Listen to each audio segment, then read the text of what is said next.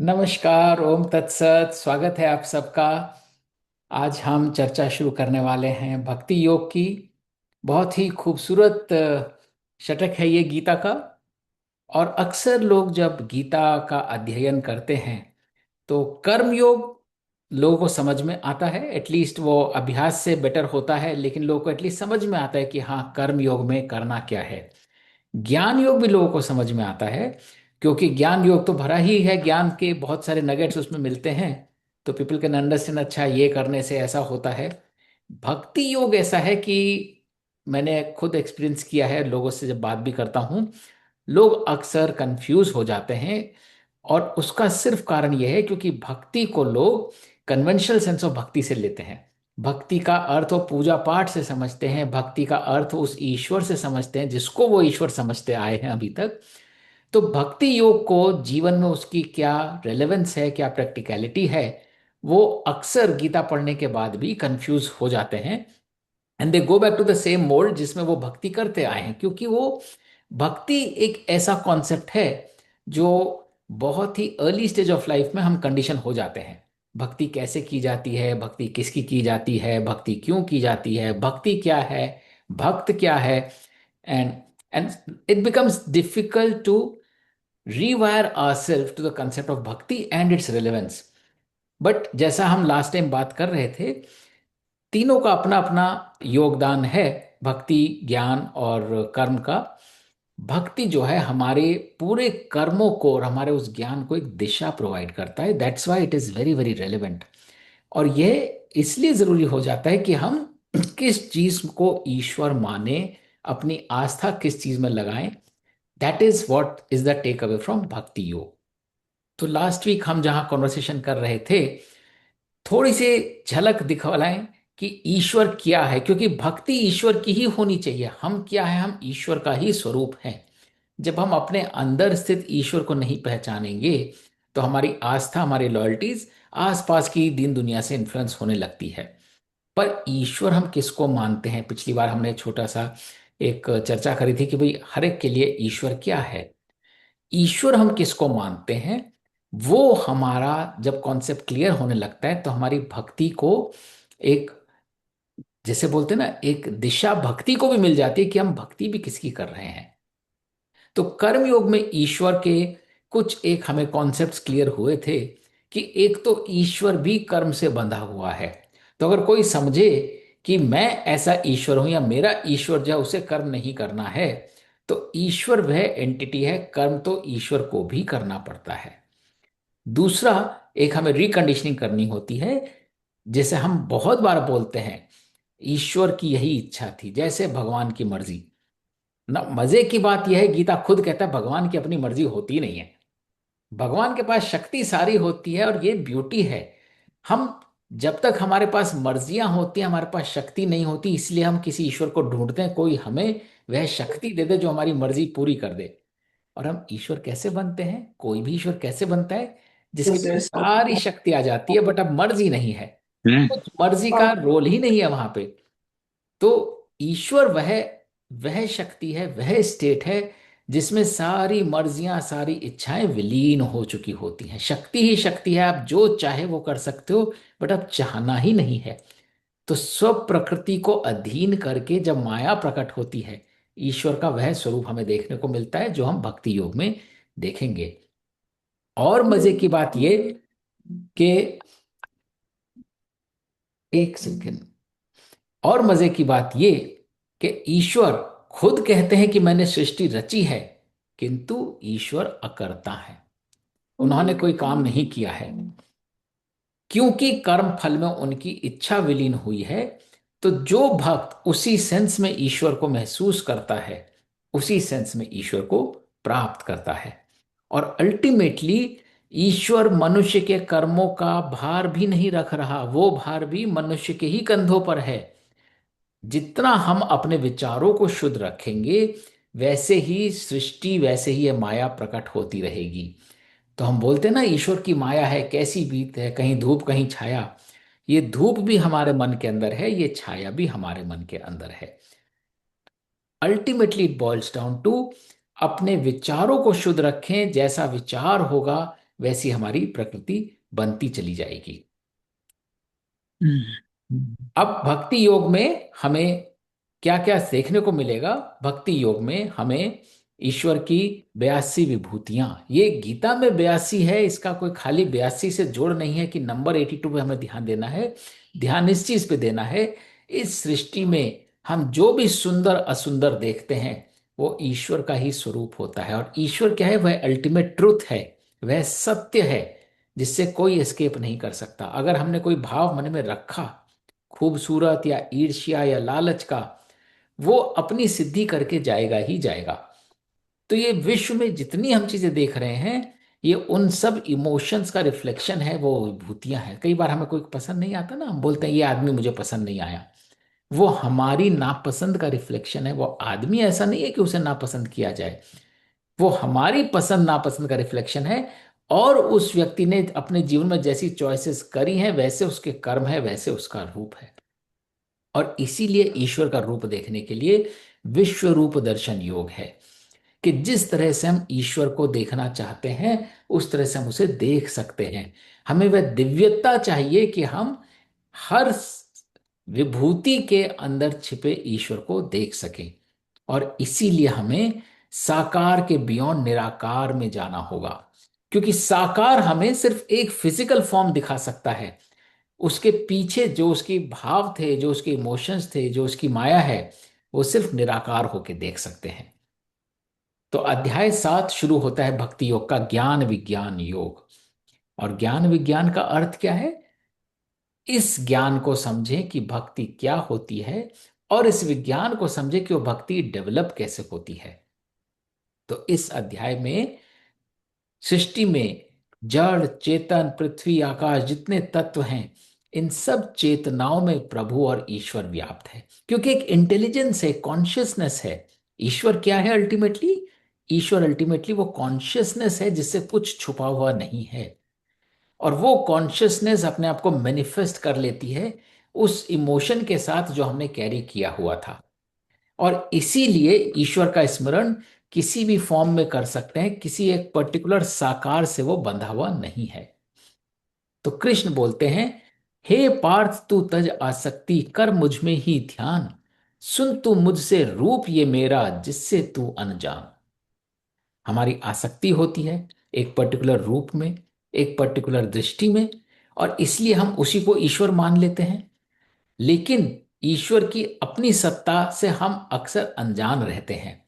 ज्ञान तुम्हें विज्ञान सहित अब मैं तुम्हें बताता, जान जिसे कुछ और जानना शेष नहीं रह जाता। जब हम ईश्वर के असली स्वरूप को पहचान जाते हैं, ये ईश्वर है, इस चेतना में सारी शक्ति व्याप्त है, ये कॉन्शियसनेस है जो हर इमोशन को कैप्चर करके उसे मैनिफेस्ट कर लेती है, उसके बाद कोई और एल्गोरिथम नहीं रह जाता ईश्वर को ढूंढने के लिए। मुझको पाने योगी भोगी जतन करें हजार, कोई कोई ही किंतु मेरा जाने पूर्ण आकार।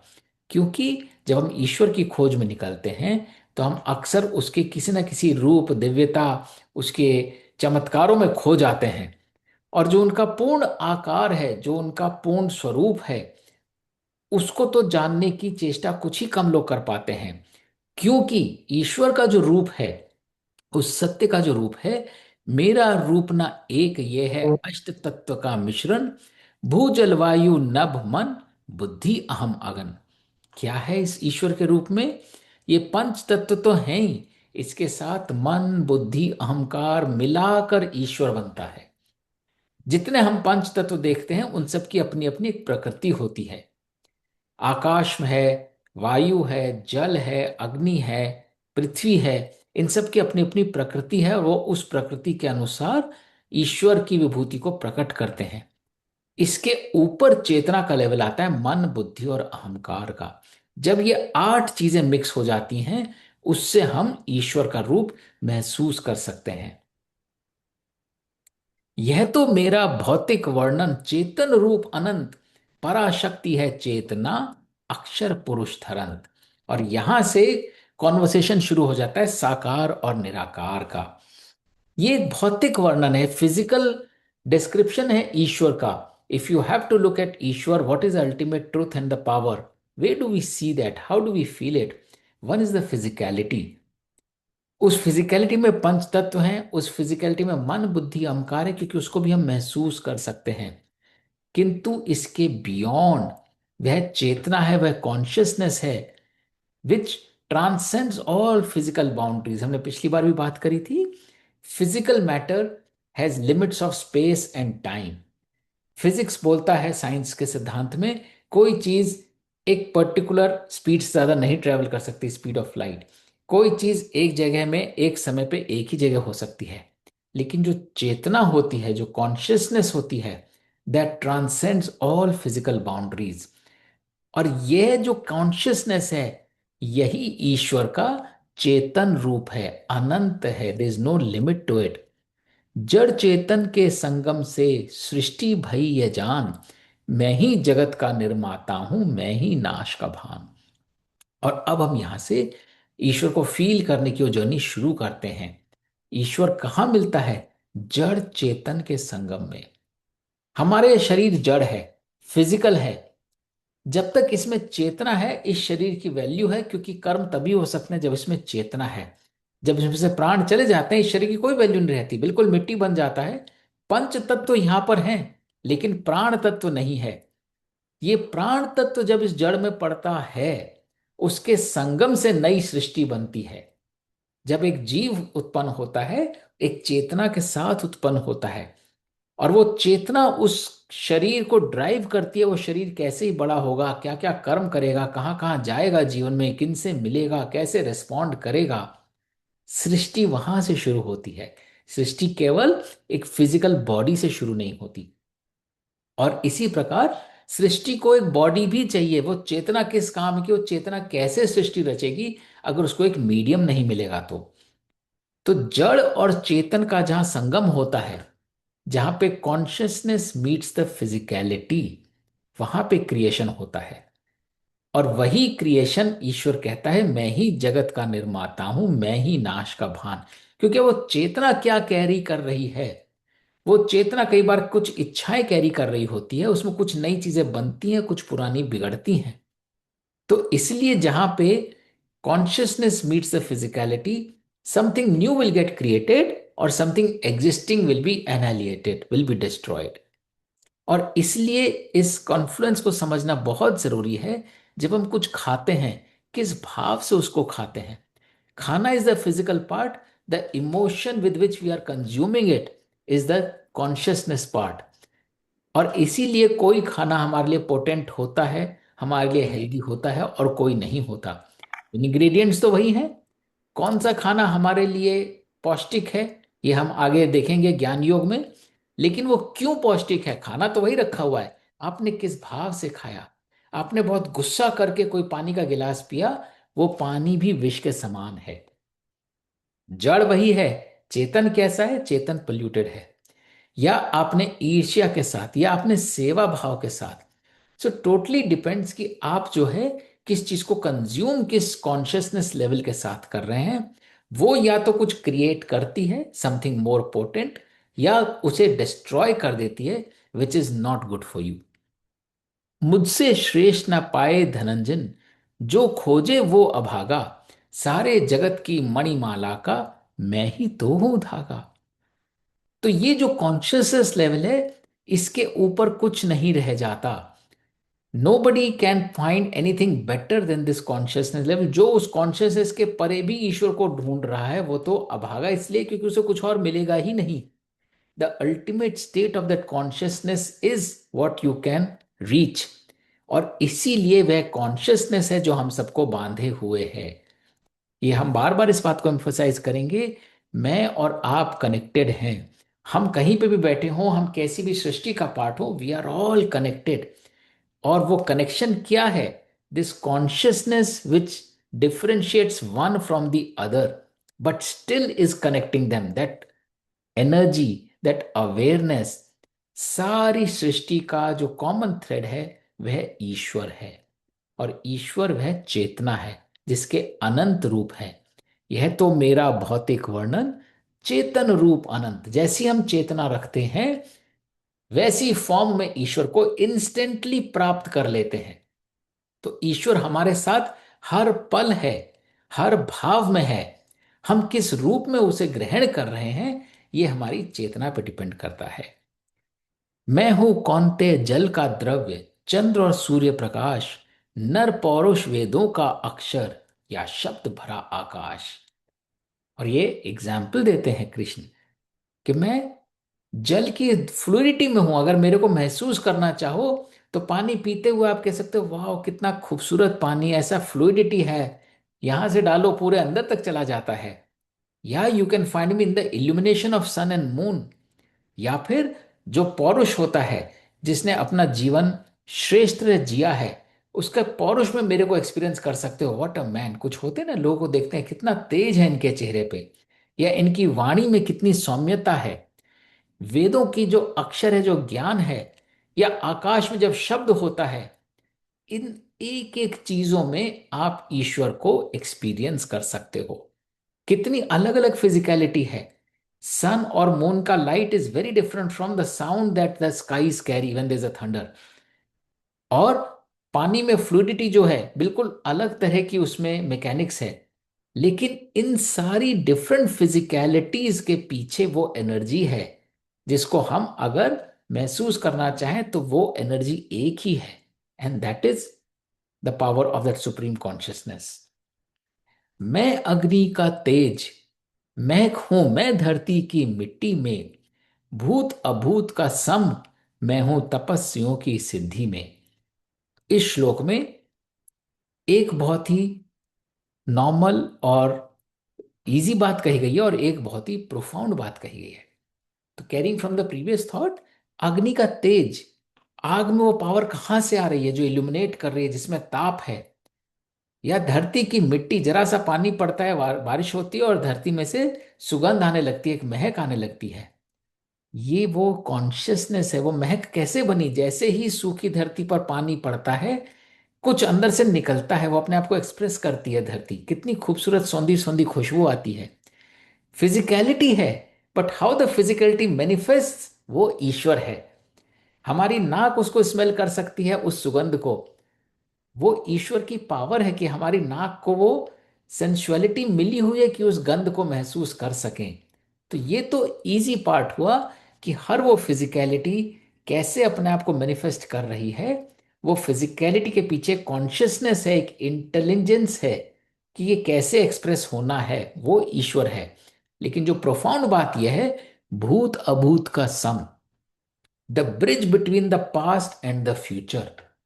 हम कई बार बोलते हैं कि जो बीता हुआ कल है उसकी चिंता ना करो, वो तो गुजर गया, उसका हम कुछ नहीं कर सकते। जो आने वाला कल है उसकी भी चिंता नहीं करो, क्योंकि उसका भी हम कुछ नहीं कर सकते। लेकिन जो आज हमारे पास पावर है, today is the bridge between the past and the present.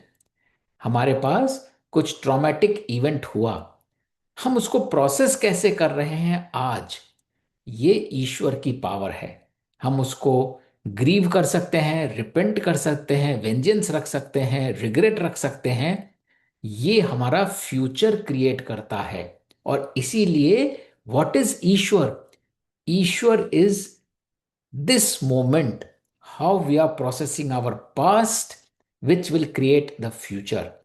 तो ये ब्रिज जो है भूत और अभूत का, भूतकाल में क्या हुआ, और जो अभूत है, जो भूतकाल में नहीं हुआ, जो भविष्य में होने वाला है।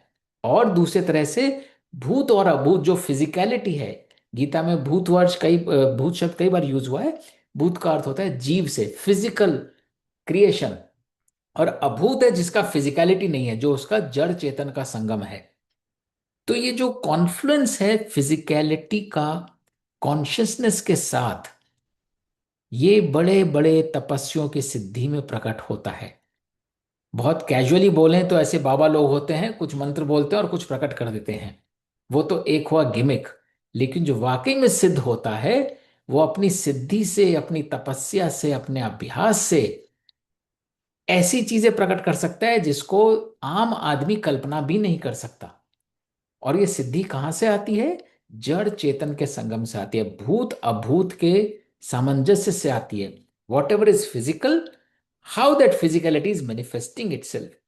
सर्वभूतों का बीज हूं मैं, पार्थ मूल सनातन का, तेजस्यु का तेज भी मैं, विद्या बुद्धिमानों का।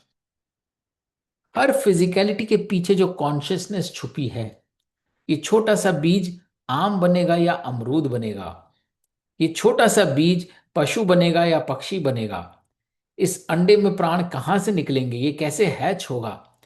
हर फिजिकल चीज के पीछे जो उसकी इंटेलेक्ट है, जो उसके डीएनए में एक इंटेलिजेंस घुसी हुई है, ये पानी से पनपेगा या आग से पनपेगा या हवा से पनपेगा, ये कॉन्शियसनेस है जो मेरा मूल है, जो इटर्नल है।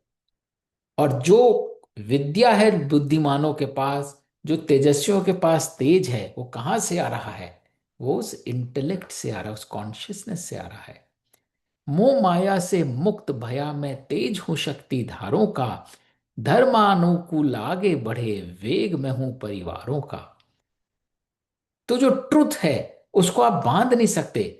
एक बार वो ट्रुथ मैनिफेस्ट होना शुरू हो जाता है, जैसे ही उसको एक कंड्यूसिव एनवायरनमेंट मिलता है, हजारों करोड़ों साल से वॉल्केनोज बंद रहते हैं, अचानक एक दिन फट पड़ते हैं, अंदर से लावा निकलता है। हजारों साल तक कोई बीज अंदर रहता है, सडनली एक दिन पौधा बन के बाहर निकल आता है। ये जो धर्माकुल है, कि धर्म के अनुसार वह कर्म हो रहा है, यही वो शक्ति है जो सारी सृष्टि को आगे चलाती है। और वो अपनी कोई सृष्टि की इच्छा लेके नहीं चलती, इसीलिए ईश्वर ने बहुत पहले बोला, मेरी कोई इच्छा नहीं है, मैं तो जहां ढाल रहा हूं वहीं ढल रहा हूं। ईश्वर का अपना कोई मोह और माया से संबंध नहीं है। ईश्वर कह रहे हैं कि ये सारी सृष्टि मैंने रची है, बट कैसे रची है? तुमने जो भाव दिया उन्हीं भावों के अनुसार मैं चल रहा हूं। तुमने प्रेम दिया तो वहां प्रेम के जैसे प्रकट हो गया, तुमने ईर्ष्या रखी तो मैं ईर्ष्या के जैसे प्रकट हो गया। मुझसे उत्पन्न जानो तुम, ताम राजगुण सात्विक, मुझ में आश्रित बना सके, फिर भी ना मुझको बांधे। तो ये जैसी हम इमोशंस रखते हैं, सात्विक राजसिक तामसिक, जिसके हम आगे भी बात करेंगे, उनसे ही सृष्टि बन रही है। लेकिन वो उस पावर को फिर भी अरेस्ट नहीं कर सकते कि इसमें सत्व ज्यादा घोल दो, रजस ज्यादा घोल दो, तामसिक ज्यादा घोल दो और कुछ और क्रिएट कर दो। एक बार वो इंग्रेडिएंट दे दिया, तो वो जो इटर्नल पावर है, कॉन्शियसनेस है, वो जैसा आपने इंग्रेडिएंट दिया वैसी ही रेसिपी बना के तैयार कर देगी। तो answer lies in us creating the right ingredients of sattvic rajasic tamasic. Once we give the command, this is who I am, I carry lot of ego, तो मेरे जितने कर्म होंगे, जो जो मैं करूंगा, उसमें ईगो दिखेगी ही दिखेगी। एक बार मैंने इसमें ईगो घोल दी, फिर आई कैन नॉट कंट्रोल। फिर मेरा परिवार हो, मेरा जॉब का काम हो, मेरी पेंटिंग हो, जो कुछ भी मैं करूंगा उसमें ईगो दिखेगी, क्योंकि ईगो मैंने ही डाली है। फिर मैं गॉड को ब्लेम नहीं कर सकता कि ये कैसा क्रिएशन है। अगर हम अपने परिवार में संस्कार नहीं पास ऑन करेंगे, हमारी अगली जनरेशन कैसी होगी? उन्हीं वैल्यूज को लेके एम्पलीफाई करेगी जो हमने उसमें डाले हैं। Then we cannot blame God, oh God what kind of son have you given me. तो इसलिए हमें ईश्वर को अगर पहचानना है और अपनी आस्था रखनी है, उस शक्ति में रखनी है, जो शक्ति हमारे हर भाव को एब्जॉर्ब करने के लिए सामर्थ्य है उसमें। और इसलिए once we start believing that, we will start training our thoughts. Today I do not have to think anything unbecoming, anything polluting. What I think will get created. That is the power. ब्रह्म में इनके बंधा हुआ सब पीड़ित संसार, कैसे पाए जीव मुझे मैं इन तीनों के पार। कितनी खूबसूरत बात है। हर कोई ईश्वर को ढूंढता रहता है, ये सोच के कि ईश्वर मिल जाएगा तो पता नहीं मेरे को क्या खजाना मिल जाएगा। लेकिन ईश्वर जो स्वयं है मिलने के लिए, वो सत्व रजस तमस के पार बैठा हुआ है। तो ईश्वर को प्राप्त करने के लिए हमें ये जो तीन गुण हैं हमारे, इन गुणों के पार जाना पड़ेगा। क्योंकि जब तक हम इनके भ्रम में पड़े रहेंगे, ये तीन गुण आगे जाके हम देखेंगे, ये तीन गुण इमीडिएटली हमको एक काया में बांध देते हैं। किसी को सांप बना देते हैं, किसी को सुअर बना देते हैं, किसी को पेड़ बना देते हैं, किसी को पक्षी बना देते हैं, किसी को फूल बना देते हैं, किसी को मनुष्य बना देते हैं। और हम, जैसे हमने विषेंद्रियां बोला, हम एकदम से उससे चिपक जाते हैं, उस विषय से चिपक जाते हैं और एक भ्रम में घुस जाते हैं। ये कम कंफर्टेबल कार है, ये ज्यादा कंफर्टेबल कार है, ये छोटा घर है, ये बड़ा बंगला है। जब तक हम उस फिजिकलिटी में फंसे रहेंगे, उस ईश्वर को कैसे प्राप्त करेंगे जो इन फिजिकलिटी के पार है। इस माया के परे देखना कठिन भया घनघोर, शरण मेरी जो लेते हैं तर जाते चहु ओर। असुरी माया नीच अधर्मी धूमिल जिनका भाव, शरण मेरी ना पाते झेले दुख और कष्ट अभाव। तो अब हम अपने इर्द गिर्द देखें, अपना पहनावा देखें, अपना भोजन देखें, अपने विचार देखें, अपने व्यवहार देखें, अपनी थॉट्स को देखें। जहां जहां हम आसुरी शक्ति, माया, अधर्मी, जहां धूमिल हो, जहां पे पावर नहीं हो, ऐसे इमोशंस जब जब हम हार्बर करेंगे, ऐसा कंटेंट हम जब जब कंज्यूम करेंगे, उसका रिजल्ट दुख और कष्ट ही हो सकता है। क्योंकि वो एनर्जी अपने आप में बहुत वीकेंड एनर्जी है। अब हमने उसे कंज्यूम कर लिया for gratifying our senses, our sensory pleasures, तो वो हमें पोटेंटाइज करके तो नहीं जा सकती। इसके विपरीत, मुझे पूजते भांति भांति से नर जो चार प्रकार, पीड़ित ज्ञानी वर पाने को या पाने मोक्ष का द्वार। अब यहां पे बात शुरू होती है, ईश्वर की भक्ति कौन करता है। चार तरह के लोग ईश्वर की भक्ति करते हैं। एक तो पीड़ित, वेरी ऑब्वियस, कष्ट होता है ईश्वर को याद करते हैं। जहां भी शारीरिक कष्ट हुआ, फाइनेंशियल कष्ट हुआ, रिलेशनशिप में कष्ट हुआ, स्ट्रेस हुआ, हे भगवान, सबसे पहले भगवान नाम याद आता है। तो यदि पीड़ित है तो मेरी भक्ति हो रही है, भैया मेरे को इससे निकालो। ज्ञानी, जिसने समझ लिया कि शक्ति तो वही है, therefore put all your attention into this energy. या वर पाने को, जिसको मेरे से कुछ चाहिए, राजसिक तमन्ना है, ईश्वर मेरा छोटा घर है, अगले साल तक बड़ा घर कर दो, मेरे को ऐसा वर दे दो, मेरे को ऐसी वधु दे दो, मेरे को ऐसा पुत्र दे दो, मेरे को पुत्र दे दो, पुत्री दे दो। या मोक्ष का द्वार, जो बस लिबरेट होना चाहे। तो ऐसे चार तरह के लोग जो हैं, ईश्वर को याद करते हैं, ईश्वर की भक्ति करते हैं। या तो कोई पीड़ा सता रही होती है, या कोई इच्छा पूरी करनी होती है, या सिर्फ ज्ञान धरना होता है, या फिर जिसको अपने आप को लिबरेट ही करना होता है। श्रेष्ठ है इनमें ज्ञानी जो मुझको हृदय बिठाए, हृदय में मेरे वास करे, मुझ में ही रम जाए। कितनी सटलिटी के साथ भक्ति योग अभी शुरू ही हुआ है, और वो हमें छोटा छोटा नज कर रहा है ज्ञान योग की तरफ, जो अभी 6 अध्याय बाद आने वाला है। क्योंकि ये अध्याय है ज्ञान विज्ञान योग। ज्ञान से ही विज्ञान संभव है, ज्ञान से ही सृष्टि संभव है। ज्ञान कॉन्शियसनेस के बिना नहीं आ सकता। इसलिए जो किसी पीड़ा में ईश्वर को याद करता है, या कोई इच्छा पूरी करने को ईश्वर को याद करता है, या मोक्ष प्राप्त करने को ईश्वर को याद करता है, या ज्ञान प्राप्त करने को ईश्वर को याद करता है, इनमें बेस्ट है ज्ञानी। क्योंकि ज्ञान का अर्थ है आप अपनी कॉन्शियसनेस को ही एलिवेट कर रहे हो, आपकी कोई और इच्छा है ही नहीं। जो ज्ञान के कारण ईश्वर को बिठाता है अपने हृदय में, वो बेस्ट इसलिए है क्योंकि वो मुझ में ही रम जाता है। Because I am nothing but a higher level of consciousness. पल पल मुझको भजते रहते चारों भक्त उदारी, किंतु मेरा रूप धरे जो ज्ञानी सब पे भारी।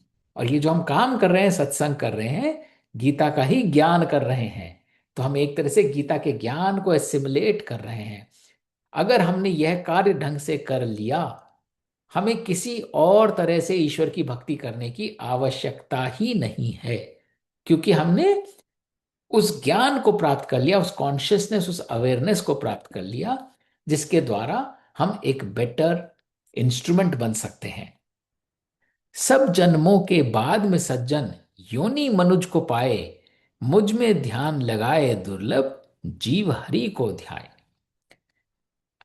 यहां पे एक प्रोग्रेशन है कि इतनी योनियों के बाद हर योनि में हम कुछ ना कुछ, ज्ञानेंद्रियां होती हैं, फिर कर्मेंद्रियां होती हैं, फिर विषेंद्रियां होती हैं। तो जब जब हम ज्ञान प्राप्त करते हैं, किसी भी योनि में होते हैं, हम ज्ञान तो प्राप्त कर ही रहे होते हैं। लेकिन जब हम अपनी कॉन्शियस को इतना एलिवेट करते हैं, तब जाकर हम मनुष्य योनि को प्राप्त करते हैं, क्योंकि मनुष्य योनि के पास ज्ञान है, अवेयरनेस है, कॉन्शियसनेस है। इस कॉन्शियसनेस के बाद भी हम अपना ध्यान अगर ईश्वर में नहीं लगाते हैं तो हम वापस उसी साइकिल में पहुंच जाते हैं। और यदि हम अपना ध्यान ईश्वर में लगाते हैं, अपनी कॉन्शियसनेस को और एलिवेट करते हैं, तभी हम ईश्वर को प्राप्त कर सकते हैं। ईश्वर को प्राप्त करने का एक ही माध्यम है, वो है मनुष्य योनि। क्योंकि मनुष्य योनि में consciousness highest level of elevation पे है। इसमें दूसरों के प्रति कोई जजमेंट नहीं है, इसमें सिर्फ एक एक्नॉलेजमेंट है कि हमारी कॉन्शियसनेस एलिवेट होने में कितना समय लेती है। और ईश्वर बन के यदि हम, एक बार असीमा जी ने प्रश्न पूछा था, मुझ में और पशु में अंतर क्या है। अगर हम बोले हमें कोई इच्छा रखनी नहीं है, सिर्फ कर्म करना है, पशु भी तो सिर्फ कर्म करता है। फर्क उस अवेयरनेस का है। पशु के पास अवेयरनेस नहीं है, वो सिर्फ निमित्त कर्म ही कर सकता है। मनुष्य के पास अवेयरनेस है। उस अवेयरनेस के होते हुए वो इच्छा ना पाले, वो सबसे बड़ा त्याग है। और तभी हम ईश्वर को प्राप्त कर सकते हैं। हरता जिसको काम है, जैसा रखता वैसा ध्यान, दया कृपा पा जाने को उस देव करे आह्वान। और इसीलिए हम जब कैसी इच्छाएं रखते हैं, वैसी ही सिद्धियों को प्राप्त करते हैं। If I want to be physically strong, I do become physically strong. If I want to be self service, I will serve myself, I will not serve others. If I want to serve others, I will become one who will always look at opportunity to serve others. जिसको जैसी इच्छा ने हर लिया है, जो मन में भाव आ रहे हैं, वो ध्यान में भी कोई मेडिटेशन करने बैठेगा तो भी किसी को अगर अच्छे खाने की लालसा है तो उसको वहां पे सुगंध ही आती रहेगी। और इसलिए वो ऐसे ही देव का ध्यान रखेगा, उस देव का आह्वान करेगा, जैसी उसकी एक एंटिटी है, जैसे उसके इंस्टिंक्ट्स हैं। तो इसलिए जैसी काम और इच्छा ने हर लिया हमारी जीव को, हम वैसे ही देवों की स्तुति करेंगे, हम वैसे ही वरदान प्राप्त करेंगे। somebody will worship the god of wind, somebody worship the god of wealth, somebody will worship god of knowledge, because that is where our heart lies. जिस भक्त की जिसमें श्रद्धा, जैसे रूप का मान, तिस भक्त के हृदय में देता यथा देव स्थान। भक्त यह समझे उसे मिला है मन चाहा वरदान, इष्ट देव से किंतु असल में मैंने ही किया निदान। ये बहुत ही प्रोफाउंड श्लोक है भक्ति योग का। हमारी जिसमें श्रद्धा होती है, हम उसी श्रद्धा को प्ले आउट करते करते उसी रूप में ईश्वर को पहचानते हैं। हम राम में ईश्वर देखते हैं तो हमको राम में ही ईश्वर नजर आएगा। हम कृष्ण में ईश्वर देखते हैं तो हमको कृष्ण में ही ईश्वर नजर आएगा। और उस भक्त के हृदय में उसी देव का स्थान रहेगा, क्योंकि हमको ईश्वर नजर ही उस रूप में आता है। और भक्त ये समझता है ये सारा कृष्ण जी की कृपा है, कोई बोलेगा हनुमान जी की कृपा है, बजरंग बली की कृपा है, कोई बोलेगा भोले बाबा की कृपा है मेरे ऊपर। तो लेकिन कृपा किसकी होती है? कृपा इष्ट देव की नहीं होती है, कृपा ईश्वर की होती है, उस हाईएस्ट लेवल ऑफ कॉन्शियसनेस की होती है, जो आपके उन भावों को एब्जॉर्ब कर सकती है और मैनिफेस्ट कर सकती है। वो आपको इष्ट देव में नजर आ रहा है, वो भी उसी कॉन्शियसनेस का ही मैनिफेस्टेशन है। कि कितनी खूबसूरत एनर्जी है जो कभी हनुमान बन के नजर आती है, कभी गणेश बन के नजर आती है, कभी कृष्ण बन के नजर आती है। जैसा भाव धरो उसमें 100% मेटामोफाइज मॉर्फ हो जाती है।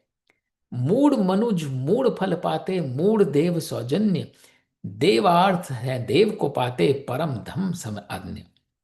अब जिसने अपनी निष्ठा, अपनी लॉयल्टी, अपनी कॉन्शियसनेस जिस लेवल पर रख रखी है, वो वैसे ही देव से सौजन्य प्राप्त करता रहेगा।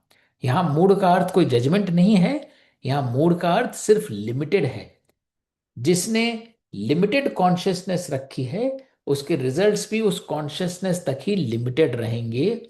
उसके देव भी उसको उस लिमिटेड टेरिटरी में ही वरदान दे सकते हैं। इसीलिए हम यदि किसी देवता में अपनी निष्ठा रखते हैं, तो जो वह देवता है वो अपनी शक्ति के अनुसार ही वो इच्छा कर सकता है। अब सरस्वती है, ज्ञान की देवी है, लक्ष्मी है, संपत्ति की देवती है, वेल्थ की देवी है। तो बजरंग बली है, वो बल दे सकते हैं। तो जब हम अपनी इच्छा किसी एक इष्ट देव में रखते हैं, वो इष्ट देव itself is a reflection of our own consciousness towards that supreme energy. हमारी सारी भावनाएं उसमें केंद्रित हो जाती हैं, और वह इष्ट देव हमें वो सब देता है क्योंकि वो हमने डिफाइन ही वैसे किया है। लेकिन जो इष्ट देव के बियॉन्ड चला जाता है, क्योंकि वो अब देव की फिजिकलिटी से भी मूव ऑन कर चुका है, वह परम धाम पा जाता है, क्योंकि अब उसने अपनी भक्ति में भी कोई लिमिट नहीं रखी। वो ईश्वर को एक रूप में नहीं देख रहा, एक फिजिकलिटी में नहीं देख रहा, एक प्रकृति में नहीं देख रहा। वो ईश्वर को अल्टीमेट कॉन्शियसनेस के रूप में देख रहा है। मानव तन है, मानव मन है, मानव जैसी काया, मुझ अविनाशी परम तत्व को मूढ़ समझ ना पाया। It is such a beautiful reflection. मनुष्य ने ईश्वर को भी मनुष्य जैसा बना दिया, बोला मनुष्य में का अवतार लेकर ईश्वर आए हैं। पर ईश्वर जो है, ईश्वर तो परम तत्व है, अविनाशी है। ईश्वर उस अवतार से भी बंधा हुआ नहीं है। तो यद्यपि हम ईश्वर को बॉडीली मैनिफेस्टेशन दे देते हैं, मानव तन है, मानव मन है, हमारे उस ईश्वर की भी मानव जैसी इच्छाएं होने लगती हैं, मानव जैसी काया होने लगती है। लेकिन जितना हम अपनी कॉन्शियसनेस को लिमिटेड रखना चाहेंगे या एक्सपैंड करना चाहेंगे, आवर अंडरस्टैंडिंग ऑफ ईश्वर will also be very very elastic, as small और as large as you want it to B.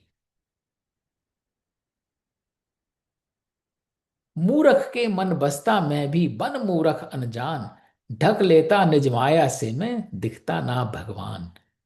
This message is specially for quote unquote atheists. बहुत सारे लोग होते हैं ना, मैं ईश्वर को नहीं मानता, मैं तो जो फिजिकल है उसको मानता हूं। तो ईश्वर कहता है, why should I waste my time? अगर आप मूर्ख होना चाहते हो तो मैं भी मूर्ख हूं। तुम मुझसे अनजान हो, मैं तुमसे अनजान हूं। तुम मेरे घर नहीं आते, मैं तुम्हारे घर नहीं आता।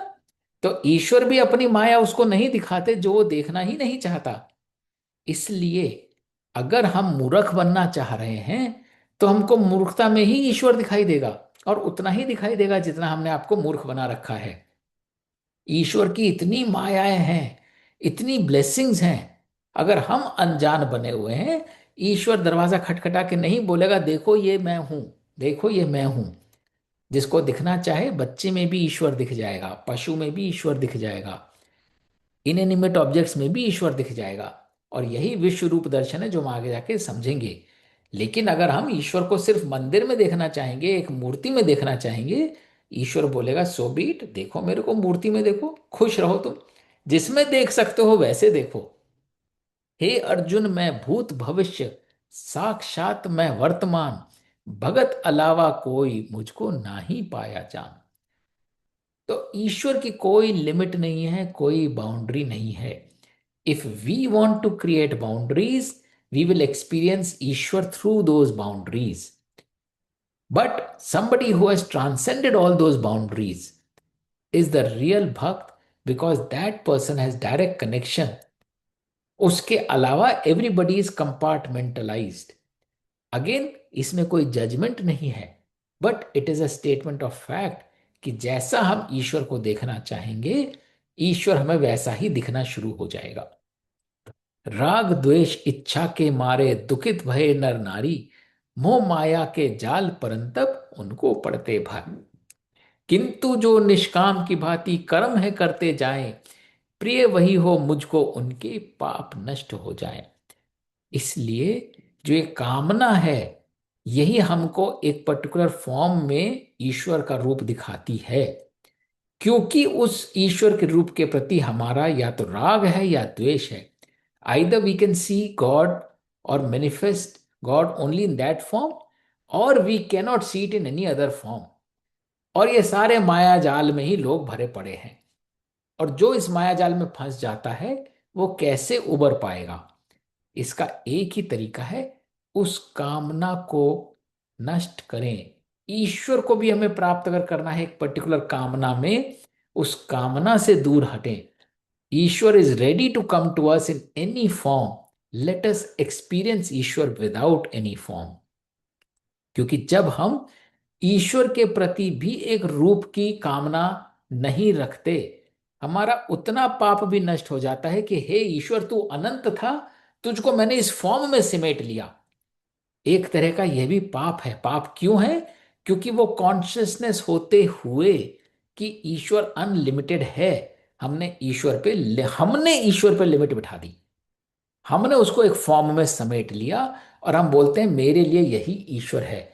तो कहीं ना कहीं जो ईश्वर अनंत चेतना का पार्ट है, हमने उसे फाइनाइट बना दिया। उसकी इनफाइनाइटनेस को हमने कॉम्प्रोमाइज कर दिया है। ये सिन है, ये एक विधर्म है।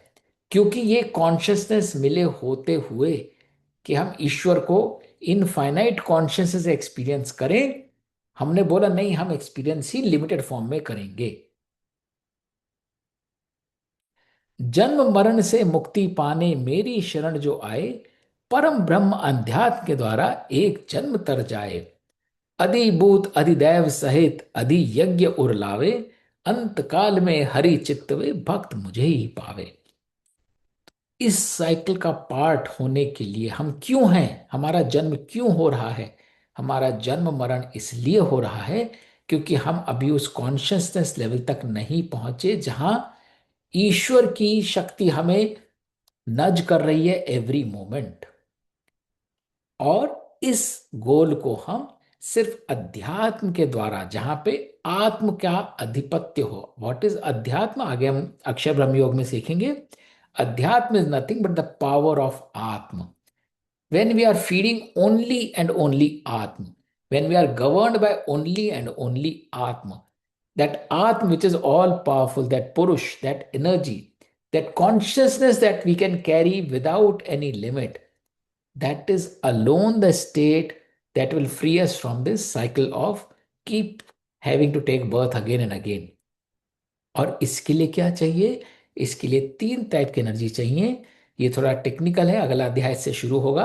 अधिभूत एनर्जी, अधिदैव एनर्जी, अधियज्ञ एनर्जी।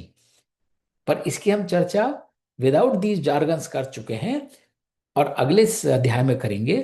अधिभूत एनर्जी मीन्स जिसमें फिजिकलिटी हमारे लिए इंपॉर्टेंट है। If we experience Ishwar only through a physical form, if we experience the world only through its physical form, if we acknowledge the blessings or become sad or happy only through physicality, that means we are living in a physical realm. वो अधिभूत energy है। फिर होती है अधिदैव energy. अधिदैव energy मतलब अब हमें कॉन्शियसनेस को मानते तो हैं, बट एक रिलेशन है फिजिकल वर्सेस कॉन्शियसनेस का। हम अभी भी उस कॉन्शियसनेस को पूरी तरह से एक्नॉलेज नहीं कर पा रहे। वो कॉन्शियसनेस हमें चाहिए फिजिकलिटी के थ्रू ही। ईश्वर हमको फिजिकली बहुत सारी चीजें देगा तो वो ईश्वर है। हम ईश्वर को भी एक फिजिकल फॉर्म के थ्रू ही कनेक्शन समझते हैं। ये हमारी अधिदैव एनर्जी, इसमें अवेयरनेस तो है but it's a conditional awareness. और अधियज्ञ एनर्जी, अधियज्ञ एनर्जी मीन्स मेरी तो अपनी कोई एग्जिस्टेंस है ही नहीं। मेरा हर कर्म हर भाव एक यज्ञ के समान है, एक त्याग है, एक सेवा है। तो depending upon in the core of my heart, am I always govern by physicality और am I always govern with the balance between physicality and spirituality, और I am always govern by service and त्याग? That will determine how my various journey of life is going to be. तो ये बहुत ही खूबसूरत श्लोक है, पर थोड़ा सा टेक्निकल होता है, जिसपे हम आराम से टाइम स्पेंड करेंगे अगले अध्याय में। साधिभूताधि दैवम माँ साधि यज्ञ चे विदु। जिसने अधिभूत, अधिदैव और अधियज्ञ के साथ यह विद्या ग्रहण कर ली, प्रयाण काले पिच्चमातिम विदुर युक्तम चेतसः।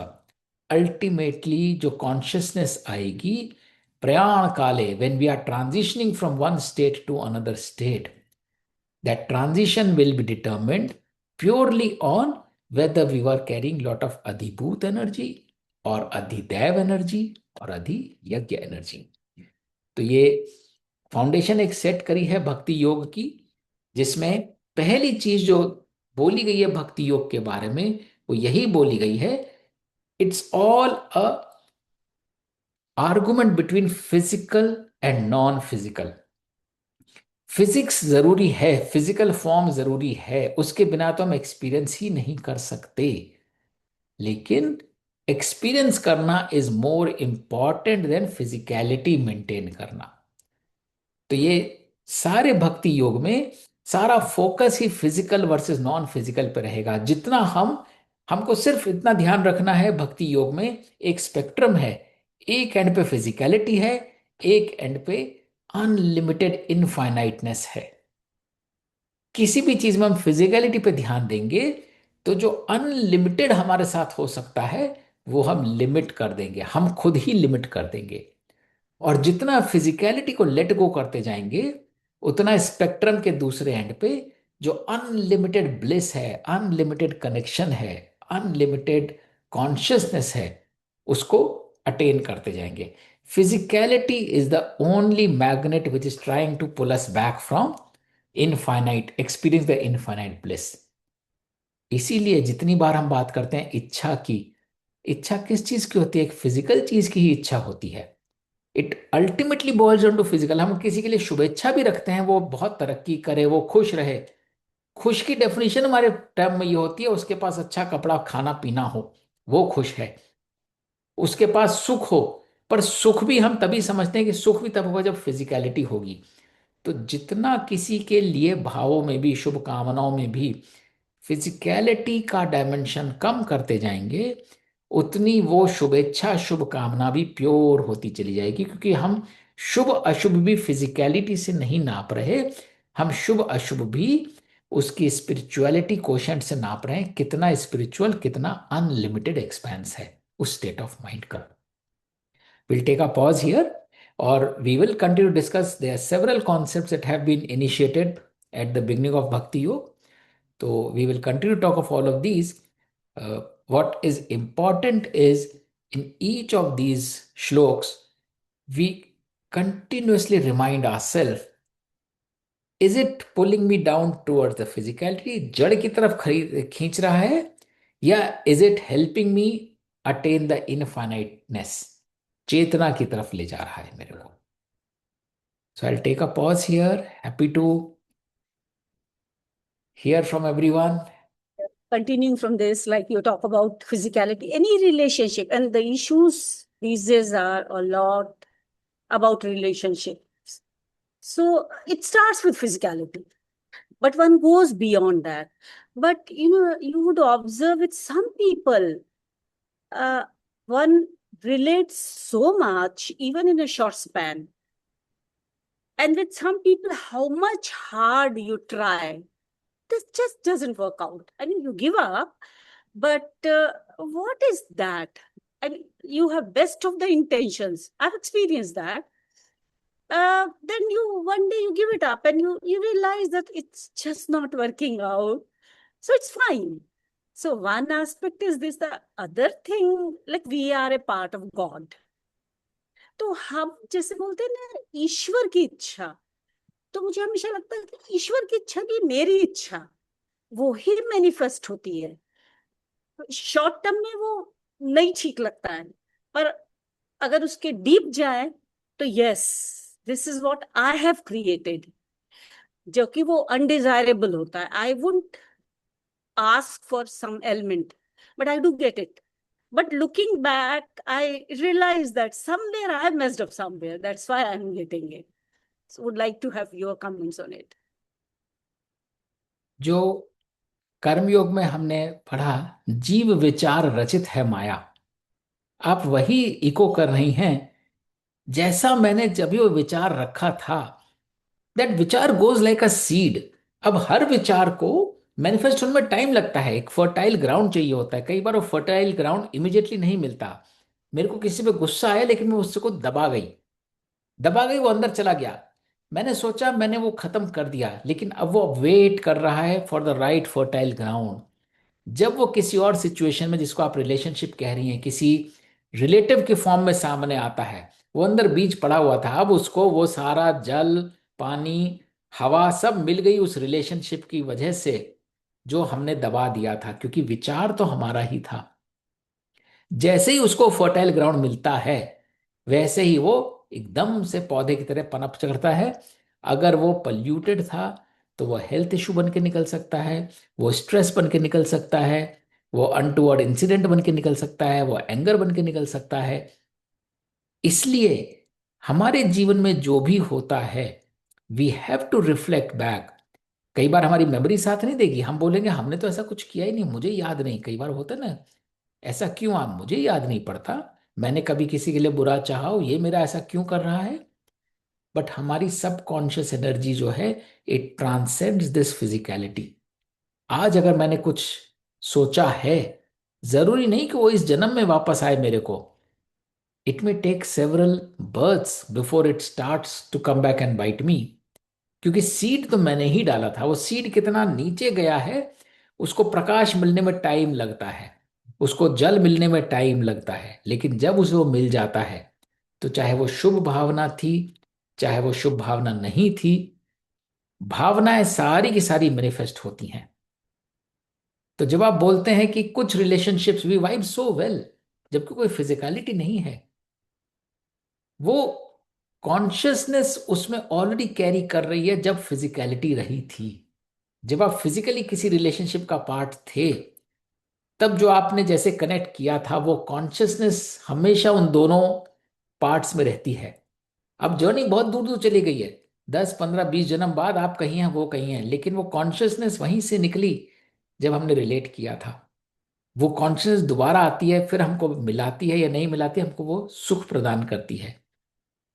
इसलिए जब हम विभूति योग में जाएंगे, तो ये ईश्वर का रूप समझना बहुत जरूरी है, जिसको हम, मैं नाम नहीं लूंगा, लेकिन किसी भी रिलेशनशिप फॉर्म में देखते हैं, mother in law, father in law, son in law, employ, friend, हम जरा सा भी कंटेम्प्ट कैरी करते हैं किसी के लिए, वो हम एक बीज बो रहे होते हैं, उस टाइम आगे का वो प्रारब्ध बन के निकलेगा ही निकलेगा।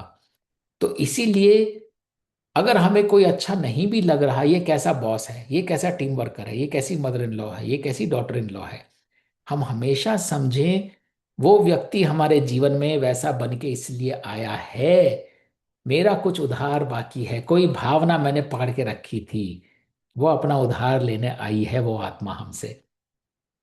और इसलिए judgement is not about them, judgement is about us. इसलिए हर विभूति को पहचाने उस रूप में, उस ईश्वरीय शक्ति के रूप में पहचाने। अरे, ये खराब मदर इन लॉ नहीं है, ये खराब सन इन लॉ नहीं है, ये मेरा खराब विचार है जो अब मदर इन लॉ बन के मेरे पास आई है, मेरा सन इन लॉ बन के मेरे पास आया है। ये मेरे को अपना क्लींजिंग करना है, मैं have to get rid of the debt that I owe to this particular आत्मा।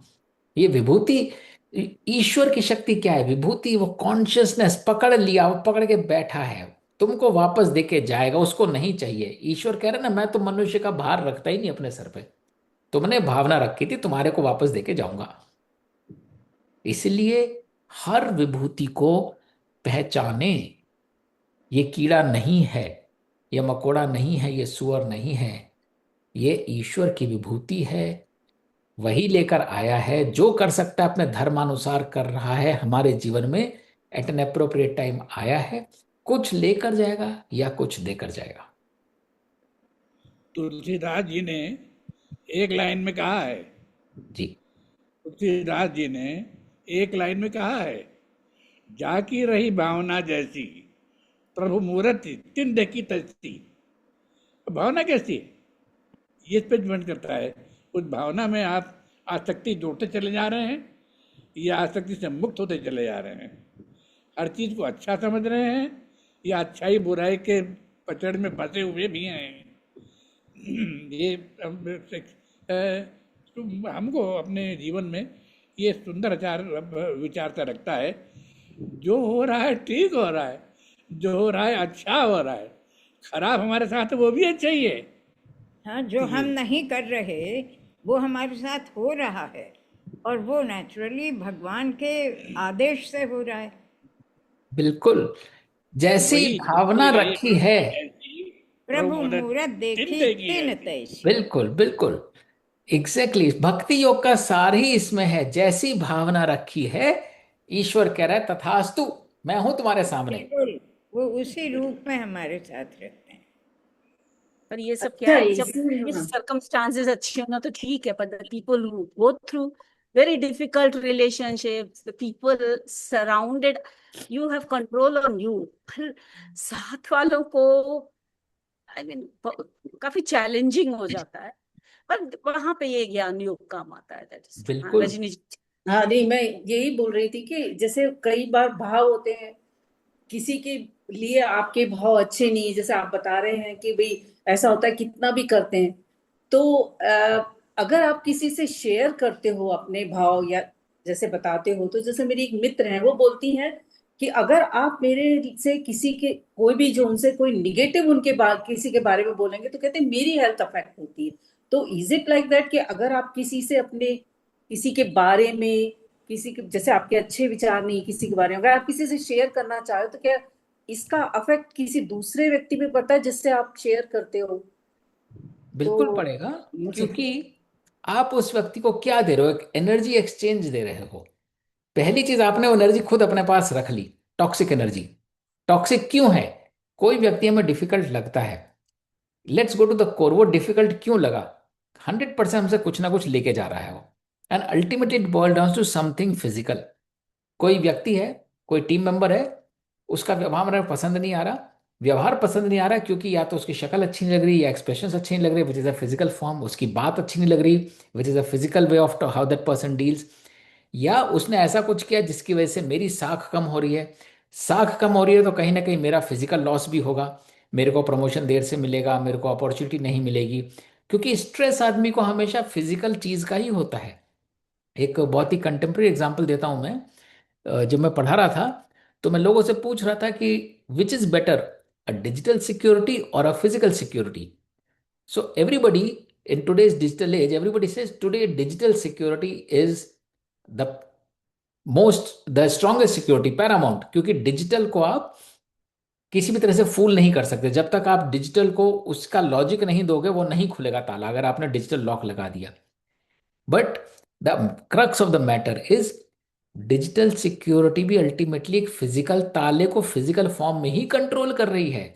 जब हम कोई दरवाजा खोलने की कोशिश करते हैं इसके ऊपर डिजिटल लॉक लगा हुआ है, the lock is nothing but a physical obstacle.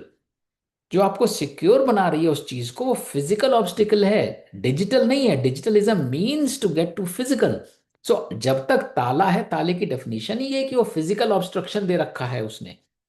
तो इसलिए ultimate security lies in physical, not a digital. Digital just a means to arrive at the physical obstacle which is securing your precious asset.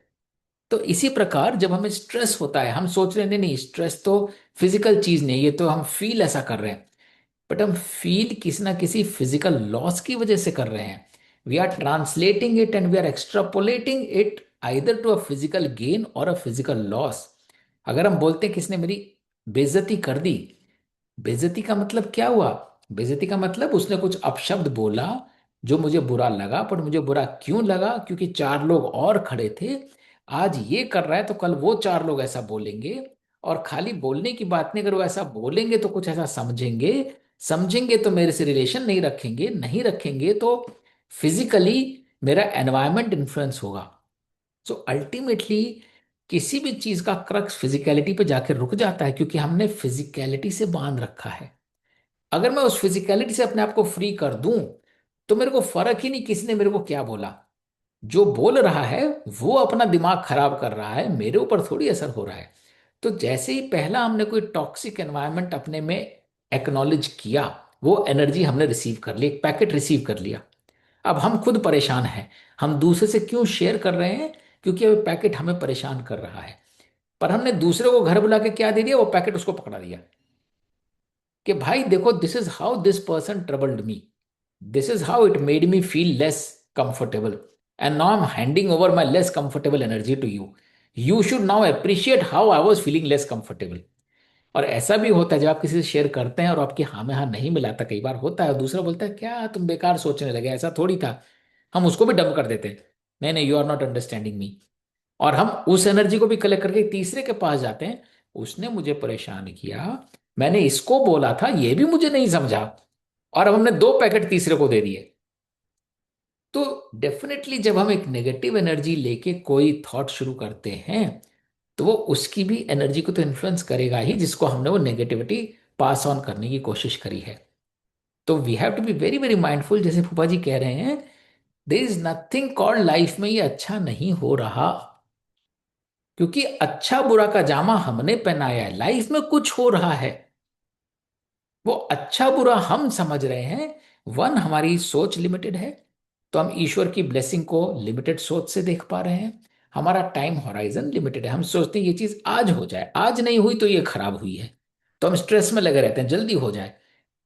तो जब हम खुद ही बंद जाते हैं तो वही एनर्जी हम लिए लिए घूमते हैं। तो आप देखते हैं ना, कई लोग होते हैं, people try to avoid them. अरे यार ये आ गया फिर से बोर हो गया, अरे ये कंप्लेन करेगा, अरे ये फिर कुछ मांगेगा, या अरे he again try to pass on something. तो वो हमारे कर्मों का रिफ्लेक्शन बन जाती है वो energy, how people start seeing अस।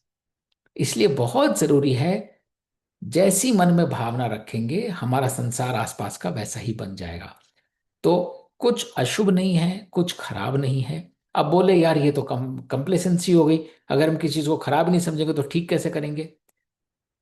खराब नहीं समझें, उसको एक अपॉर्चुनिटी समझें सेवा करने का, त्याग करने का।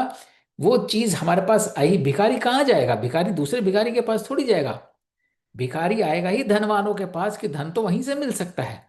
तो अगर जिसको हम परेशानी समझ रहे हैं, कोई सिचुएशन हमारे पास आई है, वो आई ही इसलिए है क्योंकि that situation knows there is an intelligence and consciousness behind it. That intelligence knows that there is something that can be obtained from this person, from this energy that we are carrying. तो हमें पूरे त्याग भाव से, पूरे समर्पण के साथ उस एनर्जी को वो दे देना चाहिए जो वो हमसे ले सकती है, जो हम दे सकते हैं। व्हाट इज इंपॉर्टेंट, जो हम दे सकते हैं। अगर हमारे पास पैसा ही नहीं है तो हम कहाँ से, हम उसका स्ट्रेस भी को लेंगे, अरे यार तू भी भिखारी मैं भी भिखारी, मैं उसका गम लेके थोड़ी बैठ जाऊंगा। मैं बोलूंगा बस मेरे पास है ही नहीं, बड़ी खुशी तुम मेरे पास आए थे बट आई डोंट हैव। कई बार होता है लोग आते हैं आपको होते नहीं, I don't have change. When you don't have change you don't feel guilty about it, you simply say no I don't have change. तो जब हमारे पास कोई नेगेटिव एनर्जी लेकर आए, we have to simply say no I don't have change, sorry. क्योंकि negative energy is a loose चिल्लर, we don't have to carry it in our pockets, we don't have to accumulate it, and we don't have to feel bad about it. आगे हम पढ़ेंगे, I think पहले भी पढ़ चुके हैं, दुख का दुख हो जिसमें। तो हमको अपने जीवन में अगर कोई दुख रखना है तो दुख का दुख रखना है, कि नहीं मेरे पास कोई दुख नहीं है।